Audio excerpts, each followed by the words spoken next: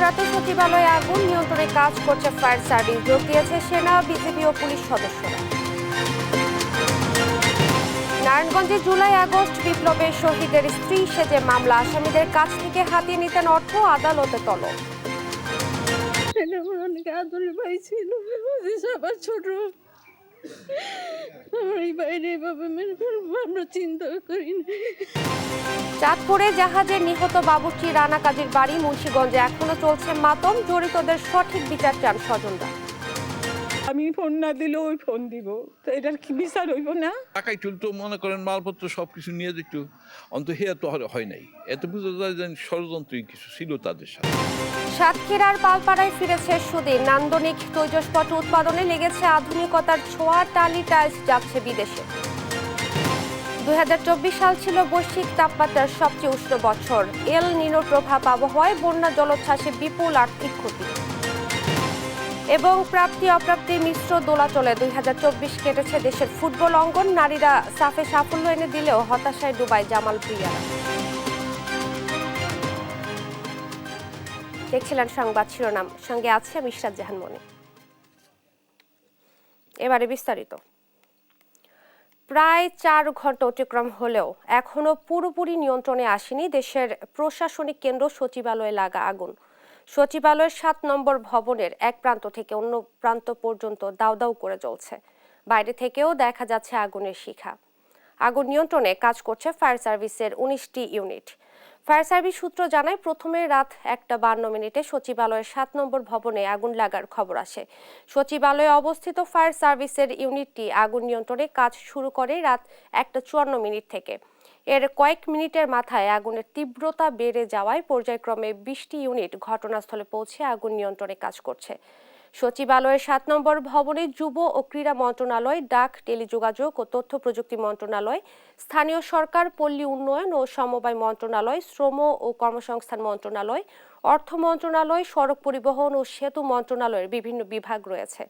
Police, BGB ও সেনাবাহিনী 3 বাহিনীর সদস্যরা সচিবালয় এলাকায় নিরাপত্তা দিচ্ছেন এবং ফায়ার সার্ভিসকে আগুন নিয়ন্ত্রণে সহযোগিতা করছেন।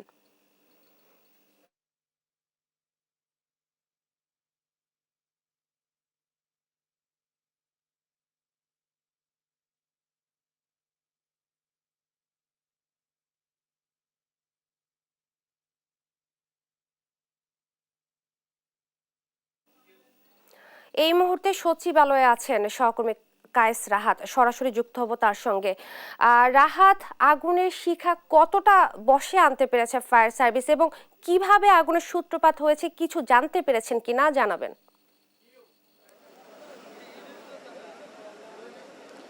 ধন্যবাদ। যেমনটি জানেন যে এই মুহূর্তে আমরা রয়েছে সচিবালয়ের সামনে এবং সচিবালয়ে আমরা জানি যে গতকালকে রাত প্রায় 1টার পর থেকেই কিন্তু সচিবালয়ে অগ্নিকাণ্ডের সূত্রপাত হয়েছে এবং এখানে আমরা যখন এসে পৌঁছেছি তখন আমরা দেখেছি যে সচিবালয়ের বেশ কয়েকটি কক্ষ থেকে, মূলত সচিবালয়ের যে 7 নং ভবনটি রয়েছে সেই ভবনের বেশ কয়েকটি কক্ষ থেকে প্রথমে বেশ কয়েকটি জায়গা থেকে ধোঁয়ার সূত্রপাত হয় এবং ধোঁয়া দেখা যাচ্ছিল এবং এখানে দেখা যাচ্ছে যে যেমনটি এখন পর্যন্ত আপনারা দেখতে পাচ্ছেন যে সচিবালয়ের এই 7 নং ভবনের পুরোটা জুড়ে যেভাবে ধোঁয়া ছড়াচ্ছে, ঠিক এইভাবেই কিন্তু আমরা দেখেছি যে সচিবালয়ের বেশ কয়েকটু প্রান্ত থেকে 3-4টি জায়গা থেকে আলাদা আলাদাভাবে ধোঁয়া বের হচ্ছিল এবং আমরা এখানে এসে দেখতে পেয়েছি যে ফায়ার সার্ভিসের যে ব্যবস্থাটি রয়েছিল বা অগ্নি নির্বাপনের যে ব্যবস্থা সেটি এখানে এসেছিল, যদিও তারা তখনও সক্রিয় অবস্থায় ছিল না। তো এখানে আসার পর বেশ কিছুক্ষণ কেটে যাওয়ার পর আমরা দেখেছি যে 3টার দিকে মূলত যে আগুনের যে লেলিহান শিখা সেটি জানলা ফুঁড়ে বেরিয়ে আসে এবং এরপর এর আগে বেশ একটি দুঃখজনক ঘটনা যেটি এখানে ঘটে গিয়েছে সেটি হচ্ছে যে পানির যে পাইপ সেটিকে টানতে গিয়ে হচ্ছে একজন অগ্নি নির্বাপক কর্মী তিনি এখানে ট্রাক চাপায় নিহত হন এবং তারপর ওনাকে খুব দ্রুতই ঢাকা মেডিকেলে পাঠানো হলে সেখানে কর্তব্যরত যে চিকিৎসক ছিলেন তারা তাকে মৃত বলে ঘোষণা করেন। এবং আগুনের প্রসঙ্গে যদি ফিরে আসা যায় তাহলে আগুনের যে সূত্রপাতটি সেটি নিয়ে এখন পর্যন্ত প্রাথমিক তথ্য ফায়ার সার্ভিসের পক্ষ থেকে আমরা যতটুকু জানতে পেরেছি সেটি হচ্ছে যে তারা বলেছেন যে এখানে বৈদ্যুতিক শর্ট সার্কিট হতে পারে বা বৈদ্যুতিক যে লাইনগুলো ছিল সেখান থেকে স্পার্কের মাধ্যমে এখানে ডেকোরেশনের জন্য যে অ্যাসবেস্টস বা এই ধরনের যে পদার্থগুলো, দাহ্য পদার্থগুলো ভেতরে রাখা হয়েছিল, এই দাহ্য পদার্থগুলো থেকে মূলত এই বৈদ্যুতিক স্পার্ক থেকে আগুনের সূত্রপাত হতে পারে বলে তারা একটি প্রাথমিক ধারণা দিয়েছেন। যদিও এ নিয়ে একেবারে তদন্ত প্রতিবেদন বা হচ্ছে যে মূল যে বক্তব্য সেটি কিন্তু এখনও ফায়ার সার্ভিসের পক্ষ থেকে আমাদেরকে জানানো হয়নি। তো এরপর আমরা দেখেছি যে এখানে অগ্নি নির্বাপনের যে ব্যবস্থা সেটি নিয়েও যখন প্রশ্ন উঠেছিল তখন ফায়ার সার্ভিসের পক্ষ থেকে জানানো হয়েছে যে সচিবালয়ের ভেতরে অগ্নি নির্বাপনের ব্যবস্থা থাকলেও যেহেতু এটি খুব সুরক্ষিত এবং নিরাপত্তার কারণে যেহেতু এটিকে সুরক্ষা বলয়ে সবসময় ঢেকে রাখা হতো এবং এখানে বেশ কয়েকটি জায়গা ছিল যেখানে প্রবেশাধিকার এতটাও সহজ ছিল না।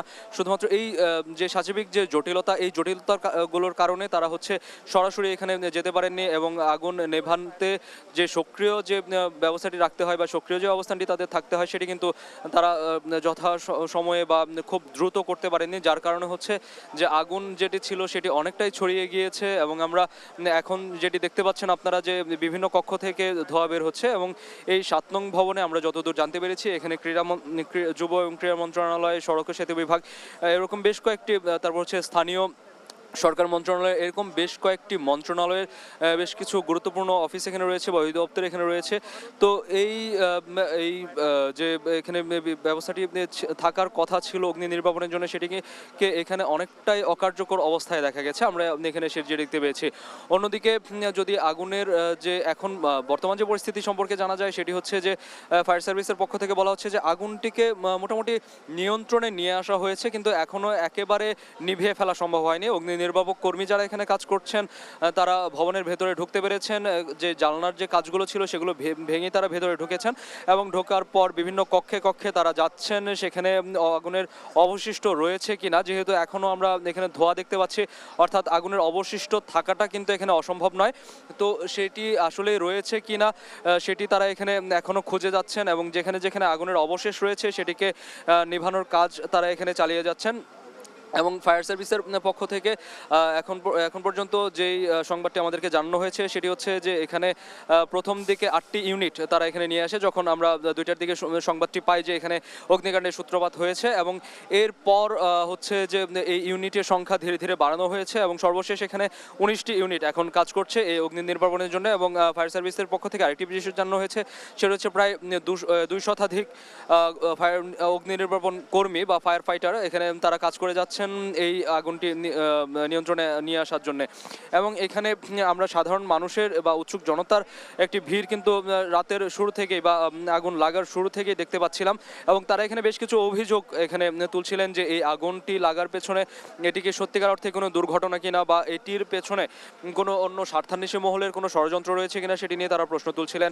যেহেতু সচিবালয় একটি দেশের প্রাণকেন্দ্র বলে ধরা হয় বা সচিবালয়ের যে সাচিবিক কার্যক্রম এবং এখানে যে দলিল দস্তাবেজগুলো থাকে বা যে নথিপত্রগুলো থাকে সেগুলো রাষ্ট্রের জন্য বা দেশের জন্য খুবই গুরুত্বপূর্ণ এবং এখান থেকেই রাষ্ট্রের যে পরিচালনার যে অন্যান্য সিদ্ধান্তগুলো সেগুলো গ্রহণ করা হয় এবং ফ্যাসিবাদ যে সরকার পতিত হয়েছে তার যে দুর্নীতির যে স্বাক্ষর সেগুলোও কিন্তু দেখা যাচ্ছে যে সচিবালয়ের যে নথিগুলো, পুরনো নথিগুলো ছিল সেগুলো থেকে হয়তো বা পাওয়া যেত।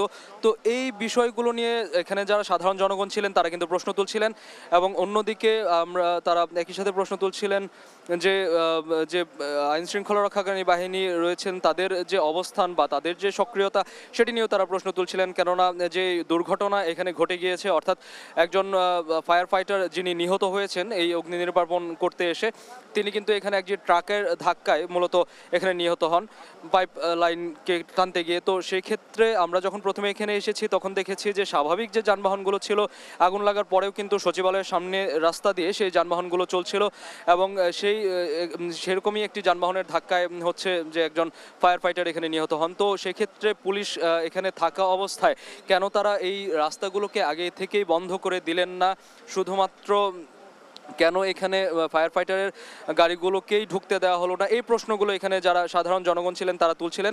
এবং এরপর আমরা দেখতে পেয়েছি এখানে আইন শৃঙ্খলা রক্ষা করার জন্য বিজিবি বা র্যাব এই ধরনের যে বাহিনীগুলো রয়েছে তারা এসেছেন, যদিও এখানে সেনাবাহিনী আগে থেকেই এখানে ছিলেন এবং যেটি আমরা জানি যে সচিবালয় যেহেতু একটি স্পর্শকাতর জায়গা বাংলাদেশের জন্য, তো সেই জায়গাটিকে নিরাপত্তা দেওয়ার জন্য যে ধরনের ব্যবস্থা এখানে থাকা প্রয়োজন সেটি কিন্তু আগে থেকে ছিল, কিন্তু শুধুমাত্র যে রেস্ট্রিকশন থাকে বা যে নিষেধাজ্ঞাগুলো থাকে ভেতরে, তো এই রেস্ট্রিকশনগুলোর জন্যই হচ্ছে যে অগ্নি নির্বাপন কর্মী যারা ছিলেন বা ফায়ার ফাইটার যারা ছিলেন তারা সরাসরি সেখানে প্রবেশ করতে পারছিলেন না, এমন একটি তথ্য কিন্তু আমাদেরকে ফায়ার সার্ভিসের যিনি ডিজি ছিলেন তিনি আমাদেরকে জানিয়েছেন।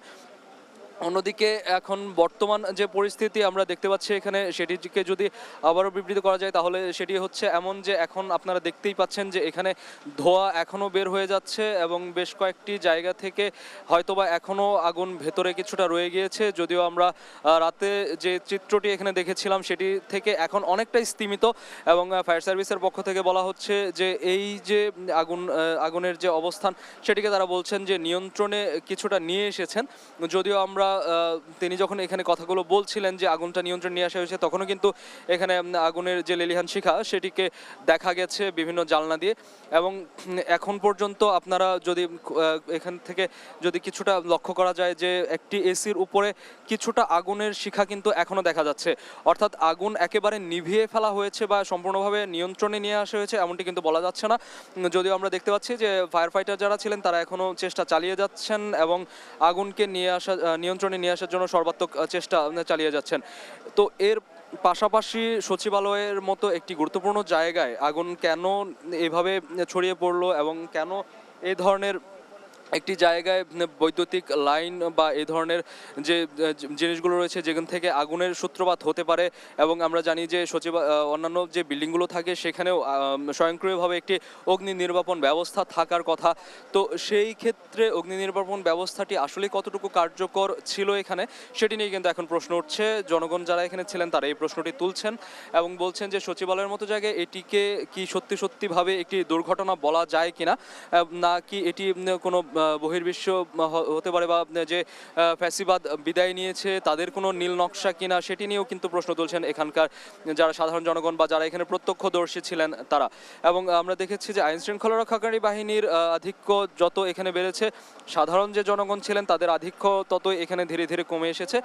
যদিও এখনও একেবারেই এখান থেকে সবাই চলে যায়নি, প্রত্যক্ষদর্শী যারা ছিলেন তারা এখনও কেউ কেউ হয়তো বা এখানে রয়েছেন।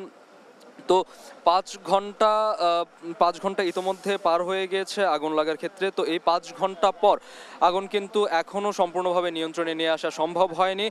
আমরা এখানে দেখতে পেয়েছি যে এখানে যে মন্ত্রণালয়গুলো ছিল সেই মন্ত্রণালয়গুলো হয়তোবা অনেক গুরুত্বপূর্ণ নথি এখানে পড়ে গিয়েছে। তো এই ব্যাপার নিয়ে এখানে ঢাকা জেলার যিনি ডিসি ছিলেন তিনি আমরা দেখেছি যে রাতের শেষ দিকে বা আগুন লাগার মাঝখানে ঘটনাস্থলে এসেছিলেন, এবং তার ক্ষেত্রে আমরা যখন জিজ্ঞেস করেছিলাম যে এখানে কি ধরনের ক্ষয়ক্ষতি হতে পারে বা এখানে হচ্ছে ক্ষয়ক্ষতির পরিমাণটা কেমন হতে পারে, তো এই ব্যাপারটি নিয়ে তিনি কিন্তু এখনও স্পষ্ট কোনো বক্তব্য আমাদেরকে জানাননি যে এখানে কি পরিমাণ ক্ষয়ক্ষতি হয়েছে। এবং দলিল দস্তাবেজ যেগুলো পড়ে গিয়েছে, মেশিনারিজ যেগুলো ছিল এখানে গুরুত্বপূর্ণ বা কাজ করার জন্য যে কম্পিউটার ব্যবস্থাটি এখানে ছিল সেটির ঠিক কি পরিমাণ ক্ষয়ক্ষতি হয়েছে সেটি নিয়ে কিন্তু স্পষ্ট কোনো তথ্য আমরা এখনও জানতে পারিনি। তো এইগুলো হয়তো বা পরবর্তীতে স্পষ্ট করা হবে যে এখানে কি পরিমাণ ক্ষয়ক্ষতি হয়েছে এবং যে নথিগুলো পড়ে গিয়েছে এখানে সেই নথিগুলো কি অন্য কোনো জায়গায় আবার পুনরুদ্ধার করা সম্ভব কিনা, অন্য কোনো জায়গায় রাখা হয়েছে কিনা, সেই প্রশ্নগুলো কিন্তু থেকে যাচ্ছে এখানে। যেহেতু সচিবালয় একটি গুরুত্বপূর্ণ জায়গা, তো এখানকার যে নথিগুলো সেই নথিগুলোকে পুনরুদ্ধারের জন্যে বা নথিগুলোকে আবার পুনরায় ব্যবহার উপযোগী করার জন্য এখানে অন্য কোনো ব্যবস্থা নেওয়া হবে কিনা, এই প্রশ্নগুলো এখন পর্যন্ত থেকে যাচ্ছে। এখন পর্যন্ত আমরা এই বিষয়গুলো নিয়ে সম্পূর্ণভাবে নিশ্চিতভাবে কোনো তথ্য এখন আমরা হাতে পাইনি।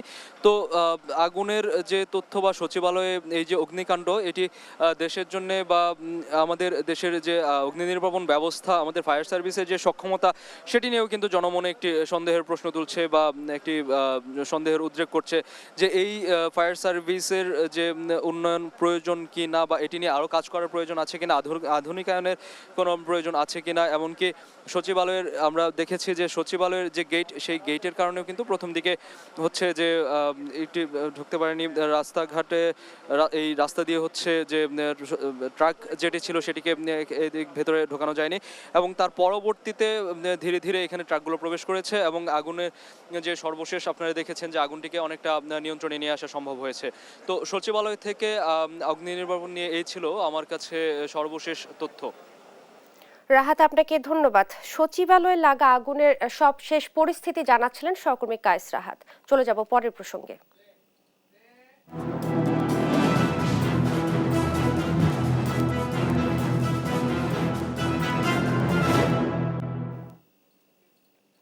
এ যেন মামলা চুরি। মিথ্যা মামলা দিয়ে বাণিজ্য করতে জুলাই আগস্ট বিপ্লবে নিহত ব্যক্তির স্ত্রী সেজেছে এক প্রতারক নারী। আসল স্ত্রীর করা মামলা আদালত থেকে চুরি করে নামে বেনামে আসামি করে ফতুল্লা থানায় আরেকটি মামলা দায়ের করেছেন তিনি। টাকার বিনিময়ে আসামিদের অব্যাহতি দিতে গেলে ধরা পড়ে সে। এখন বারবার আদালত তাকে তলব করলেও পালিয়ে আছে ওই প্রতারক। মিথ্যা মামলা বাণিজ্য ধারাবাহিকের আজ 18তম পর্ব। অনুসন্ধান করেছেন নারায়ণগঞ্জ প্রতিনিধি বিল্লাল হোসেন এবং জানাচ্ছেন M A Azim. July August বিপ্লবে যাত্রাবাড়িতে গুলিবিদ্ধ হয়ে নিহত হয় রিয়াজ মিয়া। এখন তার স্ত্রী ফারজানা হিসেবে নিজেকে দাবি করছেন এই দুই নারী। একজন আদালতে, আরেকজন হত্যা মামলা দায়ের করেছে ফতুল্লা থানায়। রহস্য অনুসন্ধানে কাজ শুরু করে দেশ টিভি টিম। ফারজানা নামে ঢাকার আদালতে করা মামলার বাদীকে পাওয়া যায় নিহত রিয়াজের নারায়ণগঞ্জের বাসায়। তার দেয়া তথ্য প্রমাণ বলছে এই নারী নিহত রিয়াজের স্ত্রী। আর্থিক সহযোগিতার কথা বলে অনেক রকমের কাগজপত্র আমার নিচ্ছে। এখন যদি আমার কাগজপত্র ফেক করে মামলা করে সেটা তো আমি জানি না। যখন আমি জানতে পারি যে হ্যাঁ আমার কাগজপত্র নিয়ে মামলা করা হয়েছে, এরকম নির্দোষ মানুষরে ফাঁসানো হয়েছে, তখন আমি না কোর্টে যাই। কোর্টে যায় যে জানতে পারি হ্যাঁ শিওর আমার কাগজপত্র দেয়া যে মামলা করা হয়েছে। আর হ্যাঁ দাবি করছে যে হ্যাঁ আসল ফারজানা। তাহলে ফারজানা সেজে মামলা করা প্রতারক নারী কে? জানতে তার মামলার কাগজপত্র ঘাটাঘাটি করলে বেরিয়ে আসে মামলা বাণিজ্যের প্রমাণ। ইতিমধ্যে টাকার বিনিময়ে আসামিদের অব্যাহতি দিতে হলফনামাও দেয়া শুরু করেছে সে।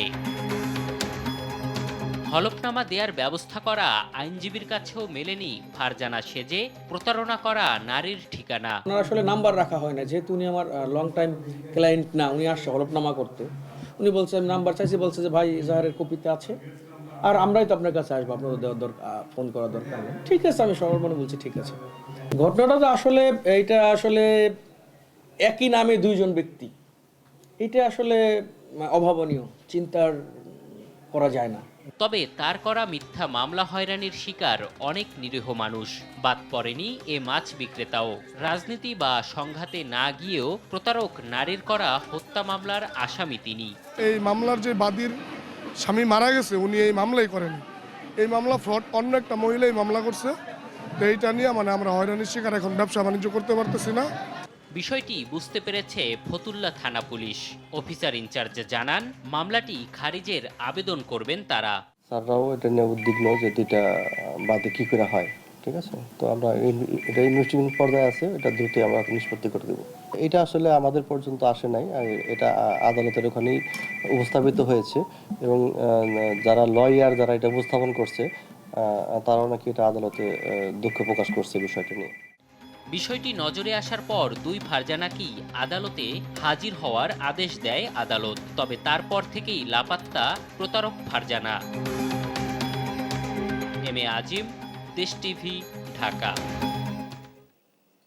চাঁদপুর মেঘনা নদীতে জাহাজের নিহত বাবুর্চি মুন্সিগঞ্জের রানা কাজীর বাড়িতে এখনো চলছে শোকের মাতম।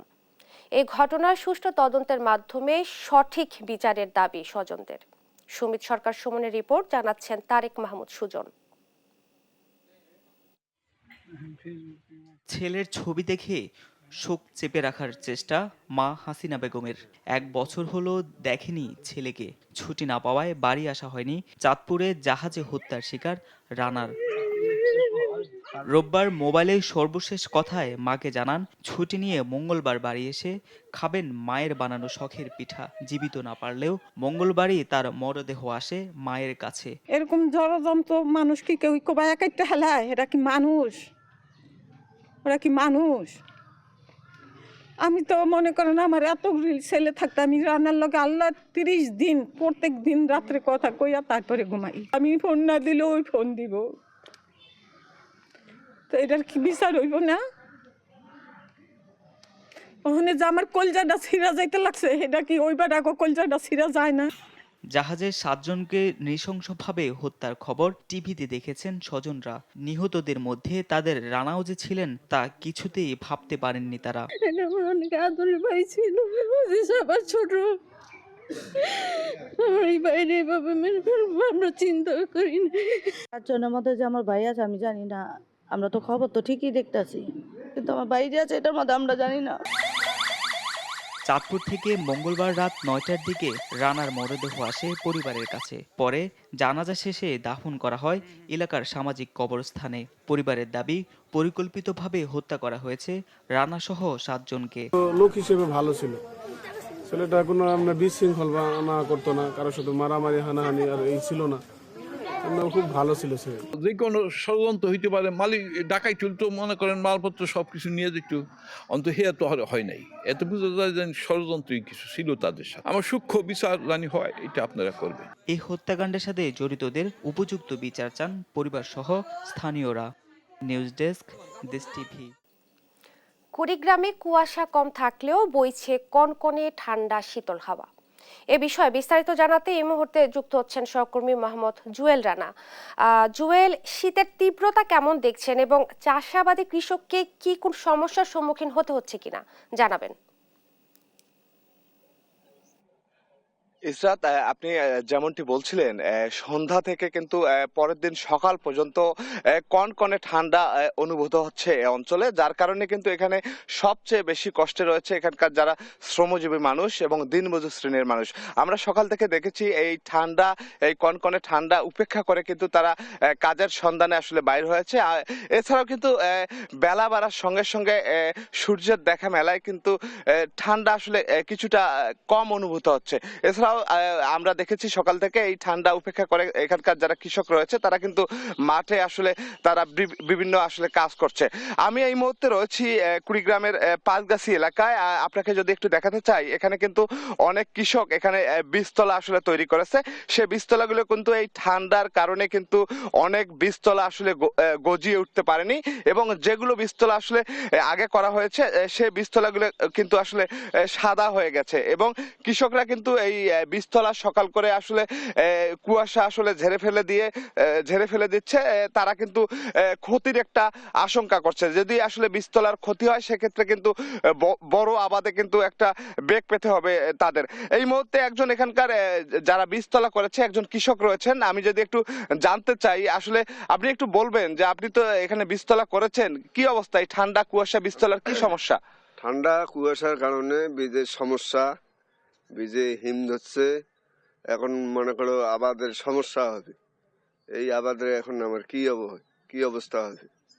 এখন বীজের যদি সাদা হয়ে যায় ঠান্ডার কারণে, এখন তো বীজ আবাদ করা কষ্ট হবে। সেই আবাদের এখন বীজ অর্ধেক গাজিয়েছে, অর্ধেক হয় নাই, অর্ধেক সাদা হয়ে গেছে। সাদার কারণে এই সমস্যা বীজের। ইসরাত, আমি কুড়িগ্রাম আবহাওয়া অফিসের ভারপ্রাপ্ত কর্মকর্তা সুবল চন্দ্র সরকার, ওনার সঙ্গে কথা বলেছি। তিনি বলছেন যে আজ জেলার সর্বনিম্ন তাপমাত্রা রেকর্ড করা হয়েছে 10.8 ডিগ্রি সেলসিয়াস। তিনি বলছেন যে দিন দিন কিন্তু এই জেলায় তাপমাত্রা আরো কমার সম্ভাবনা রয়েছে, এবং 1 থেকে 2টি কিন্তু শৈত্যপ্রবাহ এই জেলার উপর দিয়ে বয়ে যাওয়ার সম্ভাবনার কথা বলছেন আবহাওয়া অফিস। ইসরাত, ধন্যবাদ আপনাকে। কুড়িগ্রাম থেকে শীতের তীব্রতা এবং কৃষকদের উপরে প্রভাব নিয়ে বলছিলেন সহকর্মী জুয়েল রানা।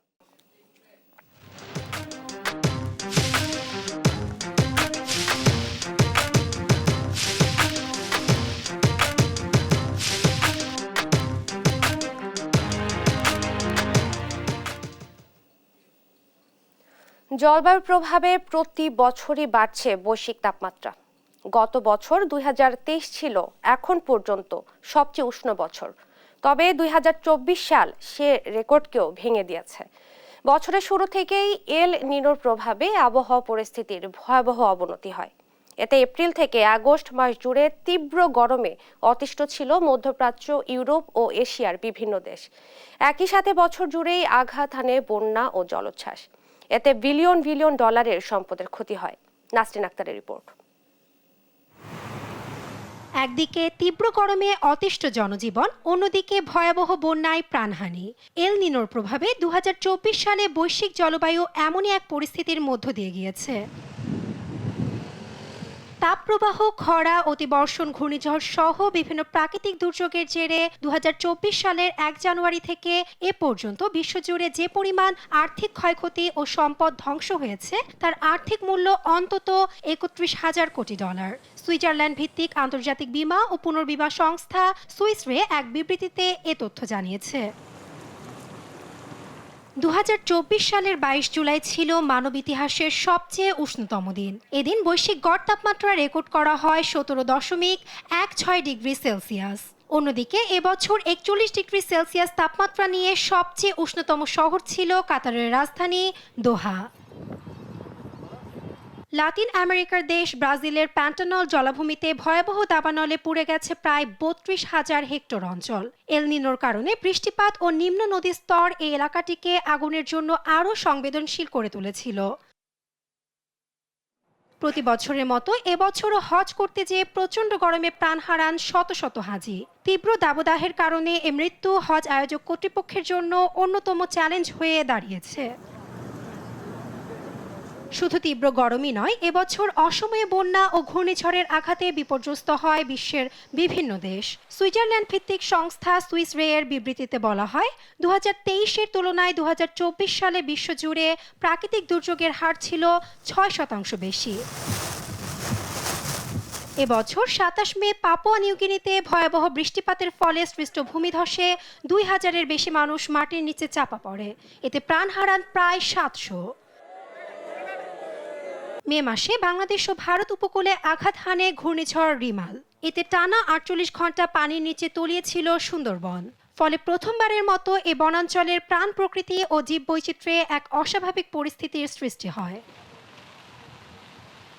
আকস্মিক বন্যায় কয়েক দশকের মধ্যে 2024 সালের আগস্টে সবচেয়ে ভয়াবহ পরিস্থিতির মুখোমুখি হয়েছিল বাংলাদেশের পূর্বাঞ্চলের কয়েকটি জেলা। এতে ফেনীতে স্মরণকালের সবচেয়ে ভয়াবহ বন্যায় ক্ষতিগ্রস্ত হয় 50 লাখ মানুষ।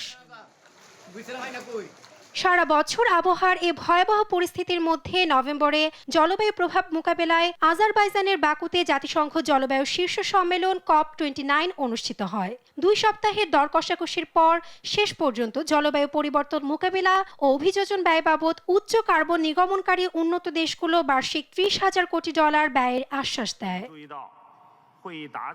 তবে বিশ্ব নেতাদের এ সম্মেলন আসছে বছরের জলবায়ু পরিস্থিতিকে কতটা স্বাভাবিক রাখতে পারবে তা সময়ই বলে দিবে। নাসরিন আক্তার, নিউজ ডেস্ক, দেশ টিভি। খেলার খবর ফুটবল। সময়ের পরিক্রমায় বিদায় নিতে চলল আরও একটি বছর। দেশের ফুটবলও প্রাপ্তি অপ্রাপ্তির মিশ্র দোলাচলে কাটিয়েছে 2024 সাল। নারীদের সাফ জয় যদি হয় প্রাপ্তি, সেখানে জামাল ভুঁইয়াদের আন্তর্জাতিক অঙ্গনে ব্যর্থতার ধারা বজায় রাখাটা ছিল হতাশার। তবে বছর শেষে সালাউদ্দিনের রাজত্বের অবসান হওয়াটা দেশের ফুটবলের জন্য স্বস্তি হলে হামজা চৌধুরীর ফিফা থেকে পাওয়া দেশের হয়ে খেলার ছাড়পত্রটা 18 কোটি মানুষের জন্য উৎসবের উপলক্ষ হয় বছর শেষে। এক নজরে দেশের ফুটবলের পুরোটা থাকছে সালতামামিতে। 2024 সালটা দেশের ফুটবলের জন্য অনেক প্রাপ্তির, স্বস্তির। অন্তত নির্ভার থেকে সামনের বছরে পা রাখবার জন্য যথেষ্ট রসদ দিয়েছে শেষ হবার পথে বছরটা। বছরের সবচেয়ে আলোচিত ঘটনা যদি বলি, সেটা বাফুফে নির্বাচন। যে নির্বাচনে কাজী সালাউদ্দিনের 16 বছরের বাফুফে রাজত্বের ঘটে অবসান। বাফুফে সভাপতি হিসেবে খলনায়কে পরিণত হওয়ায় সাবেক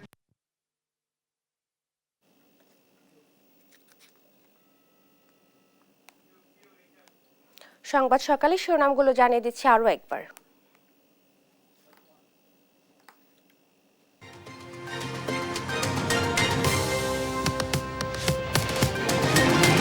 মধ্যরাতে সচিবালয়ে আগুন, নিয়ন্ত্রণে কাজ করছে ফায়ার সার্ভিস, যোগ দিয়েছে সেনা, বিজিবি ও পুলিশ সদস্যরা। নারায়ণগঞ্জে জুলাই আগস্ট বিপ্লবে শহীদের স্ত্রী সেজে মামলা, আসামিদের কাছ থেকে হাতিয়ে নিতেন অর্থ, আদালতে তলব। অনেক আদরের ভাই ছিল, সবার ছোট আমার এই বাইরে এভাবে মেরে ফেলবো আমরা চিন্তা করি না। চাঁদপুরে জাহাজে নিহত বাবুটি রানা কাজের বাড়ি মুন্সিগঞ্জে এখনো চলছে মাতম, জড়িতদের সঠিক বিচার চান স্বজনরা। আমি ফোন না দিলে ওই ফোন দিব, তো এটার কি বিচার হইব না? টাকাই তুলতো মনে করেন মালপত্র সবকিছু নিয়ে যেত, অন্ত হেয়া তো হয় নাই। এত বুঝা যায় যে ষড়যন্ত্রই কিছু ছিল তাদের সাথে।